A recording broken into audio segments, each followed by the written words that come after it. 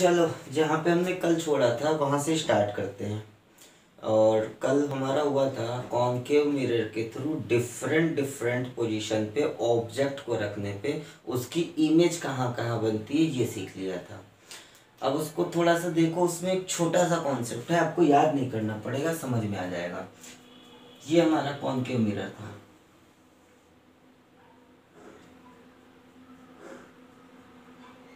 और यहाँ पे प्रिंसिपल एक्सिस थी, ये कुछ सेंटर ऑफ कर्वेचर था और ये कुछ आपका फोकस था। हम यहाँ पे लिख देते हैं लोकेशन की, ऑब्जेक्ट कहाँ रखना था और इसकी इमेज कहाँ बन रही थी, ये लिख दिया हमने। ठीक है, ऑब्जेक्ट को पहले इनफाइनाइट पे रखा था, इमेज कहाँ बनी थी, फोकस पे। फिर ऑब्जेक्ट को हमने इनफाइनाइट और सी के बीच में प्लेस किया, इमेज कहाँ बनी थी, सी और एफ के बीच में। फिर ऑब्जेक्ट को हमने सी पे रखा था, इमेज कहाँ पे बनी थी, सी पे। फिर ऑब्जेक्ट को हमने सी और एफ के बीच में रखा, इमेज कहाँ बन गई, सी और इनफाइनाइट के बीच में। फिर ऑब्जेक्ट को प्लेस किया एफ पे, इमेज बनी इनफाइनाइट पे। ऑब्जेक्ट को प्लेस किया एफ और पी के बीच में, इमेज बन गई बिहाइंड द मिरर।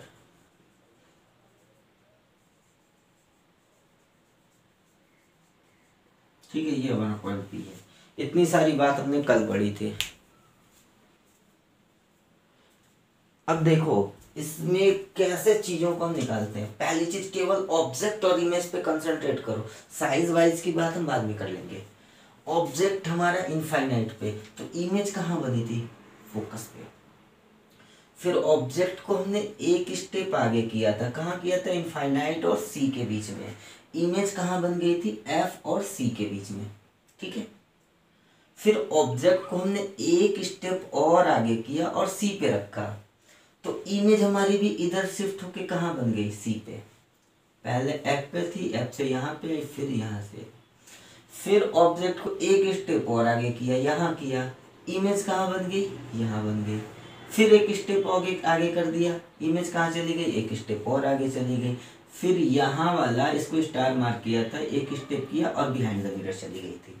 ठीक है, ध्यान से देखो, एक लाइन में चीज समझ में आएगी, थोड़ा सा कंसंट्रेशन बनाओ।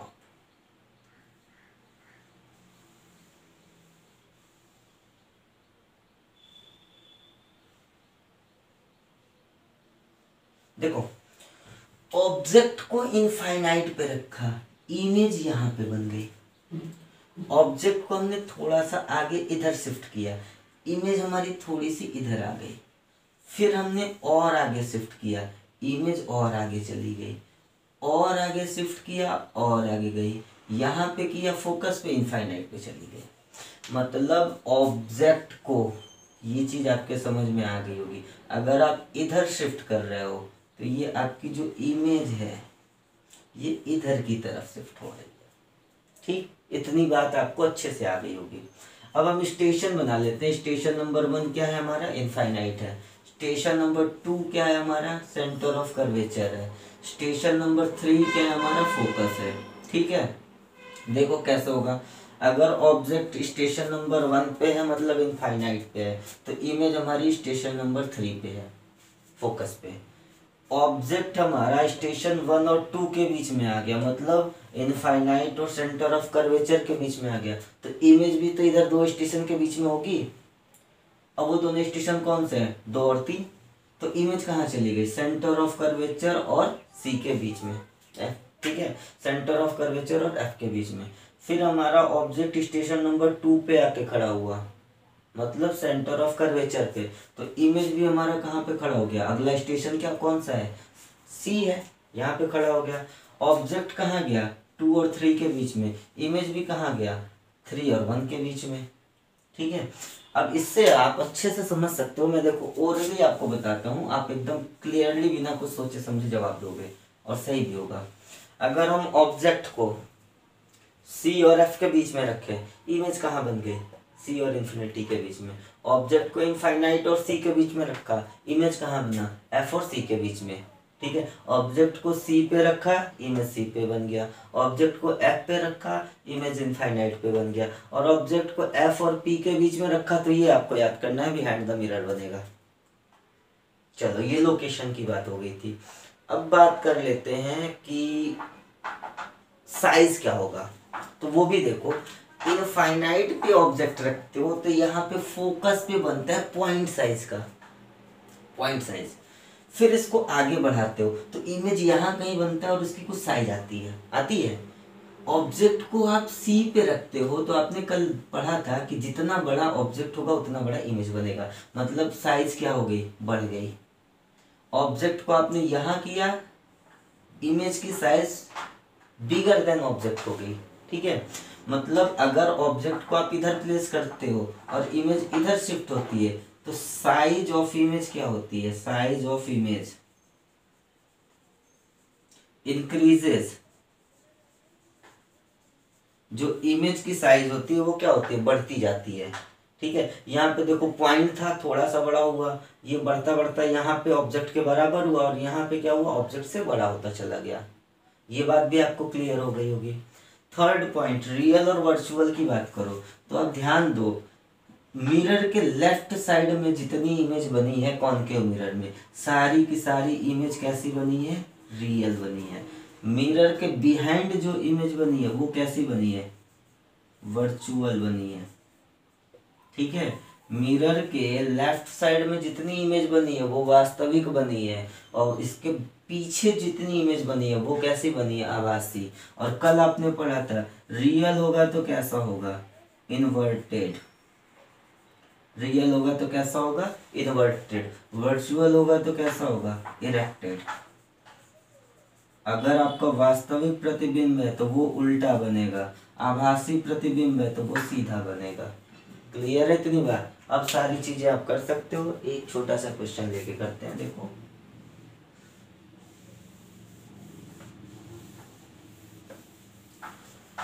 क्वेश्चन आपसे ये बोल रहा है, सी है एफ है, क्वेश्चन आपसे बोला है कि ऑब्जेक्ट को आप प्लेस करो कहाँ पे, सी और एफ के बीच में। इमेज की प्रॉपर्टी बताओ, सब कुछ जो बता सकते हो। ऑब्जेक्ट को आपने सी और एफ के बीच में प्लेस किया तो इमेज इधर आ गया, मतलब इमेज कहाँ बनेगा, सी और इनफाइनाइट के बीच में। इसके लेफ्ट साइड बन रहा है तो रियल बनेगा, इन्वर्टेड बनेगा, और इसके इधर बना तो कैसा बनेगा, बड़ा बनेगा।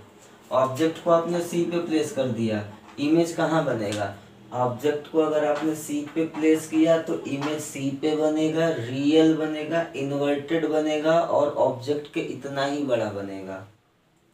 ऑब्जेक्ट को आपने इनफाइनाइट और सी के बीच में प्लेस किया, इमेज कहाँ बनेगी, इमेज एफ और सी के बीच में बनेगी, रियल बनेगी, इन्वर्टेड बनेगी और ऑब्जेक्ट से कैसी बनेगी, छोटी बनेगी।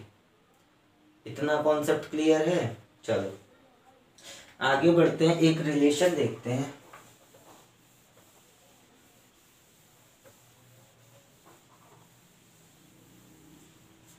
रिलेशन हमारा है relation between radius of curvature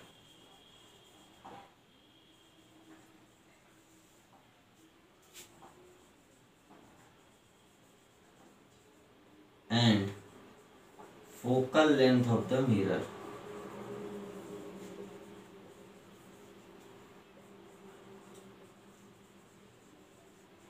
ठीक है, वक्रता केंद्र दर्पण की वक्रता केंद्र और फोकस दूरी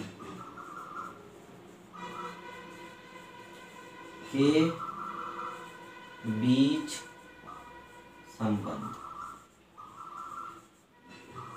ठीक है, क्या रिलेशन होता है सेंटर ऑफ कर्वेचर और रेडियस ऑफ कर्वेचर और फोकल लेंथ के बीच में, ये हमें देखना है। ठीक है, तो हम छोटा सा डायग्राम बनाते हैं, बहुत ही इजी कॉन्सेप्ट है, 5 मिनट की चीज है, ध्यान दो आप। ये हमारा कॉनकेव, अभी कॉनकेव मिरर की बात कर रहा हूँ, कॉन्वेक्स पे अलग से आपको लेक्चर आएगा। ये इसकी प्रिंसिपल एक्सिस, ये यहाँ पे आपका क्या हो जाएगा, पोल ऑफ द मिरर, यहाँ पे कहीं इसकी होगी फोकस ऑफ द मिरर, और यहाँ पे कहीं होगा centre of curvature of the mirror. ठीक है, एक लाइट रे है जो प्रिंसिपल एक्सिस के पैरेलल जा रही है, जहां पे कट की वहां पे हमें क्या करना है, नॉर्मल ड्रॉ करना है, और नॉर्मल आपको पता है कि सेंटर ऑफ कर्वेचर से होके जाएगी। ठीक है, इतनी सी बात हो गई, ये आपका क्या है, नॉर्मल है। इंसिडेंट लाइट रे और नॉर्मल के बीच में जो एंगल बनता है उसे क्या बोलते हैं, एंगल ऑफ इंसिडेंस, आपतन कोण।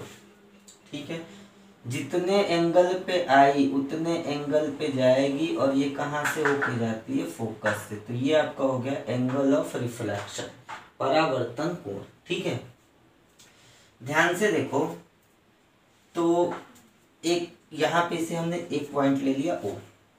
एक स्टेटमेंट ये है, by law of reflection, by law of reflection, law of reflection क्या कहता है, angle of incidence equal to angle of reflection. मतलब क्या मिल गया आपको, angle I equal to angle R मिल गया। अब आपसे बोला गया ये लाइट रे और ये पैरेलल है, तो पैरेलल है तो ये देखो जेड एंगल बन रहा है ना, अल्टरनेट एंगल, ये भी कितना होगा, आई होगा।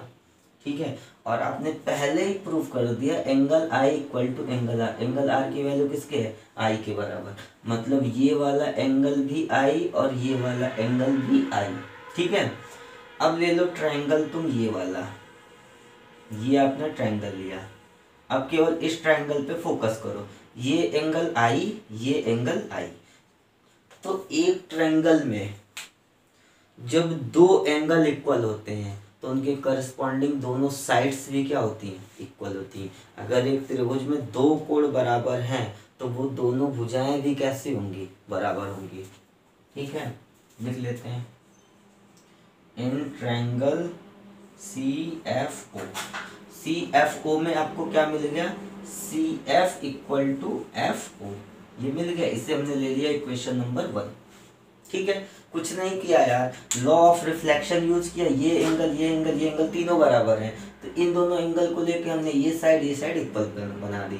ठीक है, आगे देखो, आगे अगर आपसे एक बात बोला जाए कि अगर ये जो लाइट रे है ये प्रिंसिपल एक्सिस के बहुत क्लोजर है, जैसे सपोज कर लो ये लाइट रे यहाँ से ऐसे जा रही है, ठीक, तो जो आपका जहां पे देखो ये लाइट रे है, फोकस ये जहां पे कट करी वहां पे आपका एफ ओ बना। अगर ये लाइट रे यहाँ से जाएगी तो कट यहाँ पे करती, तो आपका एफ ओ ये बनता, और नीचे हो जाए यहाँ पे कट किया, एफ ओ यहाँ पे बना। तो सोच के देखो, अगर ये आपका मिरर है, कॉनकेव मिरर है, ठीक है, सी है एफ है, अगर ये लाइट रे प्रिंसिपल एक्सिस के बहुत क्लोजर जाए, बहुत ही पास जाए, तो जहां पे कट करेगी वहां पे ये एफ ओ बनेगा, और बहुत पास जाएगी तो एफ ओ की वैल्यू क्या एफ पी के बराबर होगी। सोच के देखो, जब बहुत क्लोजर जाएगी तो F O will be equal to F P, geometry से है आपका। ठीक है, तो एक स्टेटमेंट यहां पे लिखते हैं, if light ray is very close to principal axis, अगर जो आपकी प्रकाश की किरण है वो मुख्य अक्ष के बहुत ही पास है, तो then F O will be equal to F P. ये आपका इक्वेशन नंबर 2 हो गया। इन दोनों को आप नोट करिए।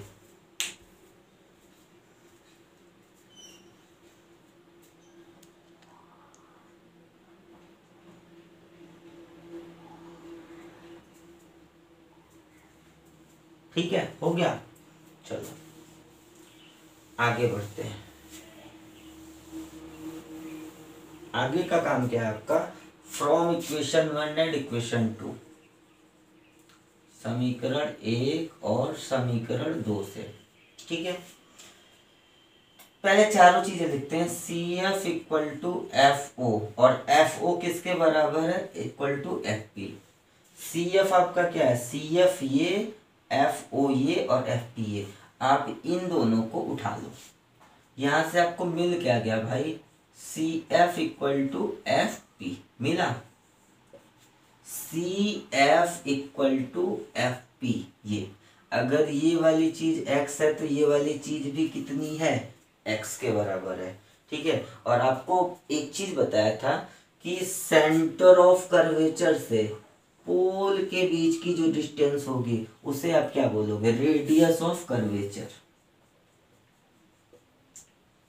देखो सी एफ और ये पी, ये सेंटर ऑफ कर्वेचर से पोल के बीच की जो डिस्टेंस होती है इसे आप क्या बोलते हो, रेडियस ऑफ कर्वेचर,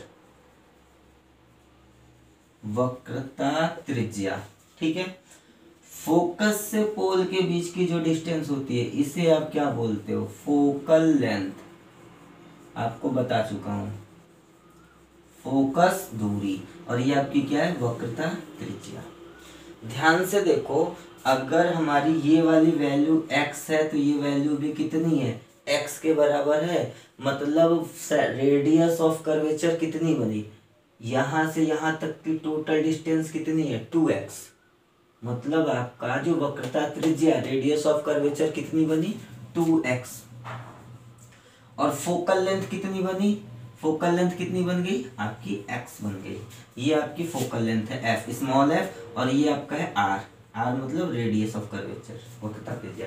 वक्रता त्रिज्या 2x है, फोकल लेंथ कितनी है, x है। मतलब यहाँ से आपको क्या समझ में आया, एक चीज समझ में आया कि f की जो वैल्यू होगी वो कितनी होगी, r डिवाइडेड बाई 2। ठीक है, अगर हम इसे r मान लेते हैं और इसे f मान लेते हैं, ठीक है, तो हमारा कंक्लूजन क्या निकला, कंक्लूजन ये निकला f equal to R divided by 2। और यही रिलेशन होता है आपका किस में, फोकल लेंथ और रेडियस ऑफ कर्वेचर में। ठीक है, तो इतना आप नोट कर लो, फिर देखते हैं।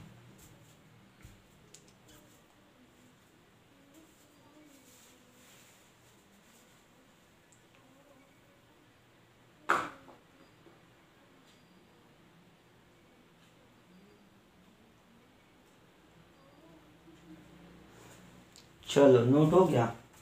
अब सिंपल आपसे क्वेश्चन बोला जाए, और हाँ ये जो है ये कॉन्वेक्स मिरर और कॉनकेव मिरर दोनों के लिए वैलिड है।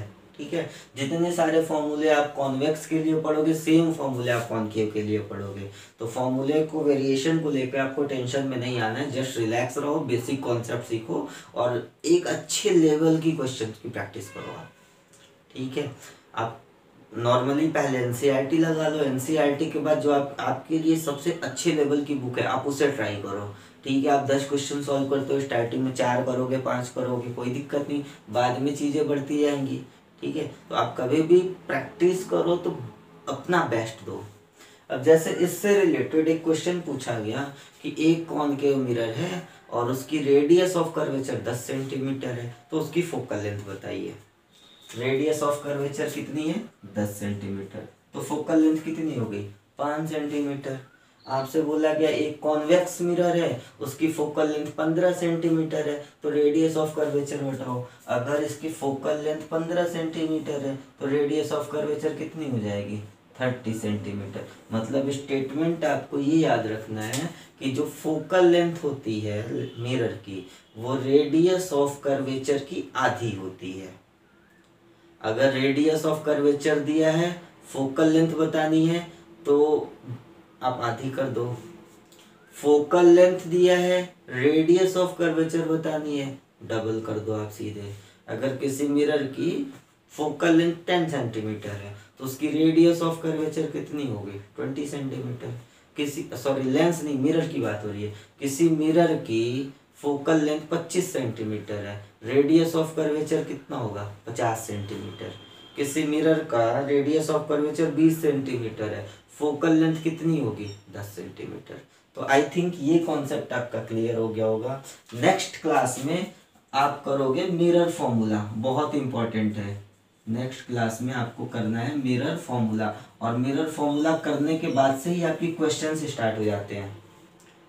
तो आपसे यही उम्मीद रहेगी कि अभी तक जितना पढ़ा है आप उसको सॉलिड तरीके से तैयार कर लो, फिर मिरर फॉर्मूले पे आएंगे। ये आपके बोर्ड पॉइंट ऑफ व्यू से बहुत इंपॉर्टेंट चीज है, कहीं ना कहीं से घुमा फिरा के इससे क्वेश्चन आने ही आने हैं आपके। तो आप इसके लिए प्रिपेयर हो, नेक्स्ट क्लास में ये करेंगे, उसके पहले सारी चीजें आप पढ़ लो और अच्छे से क्लियर कर लो।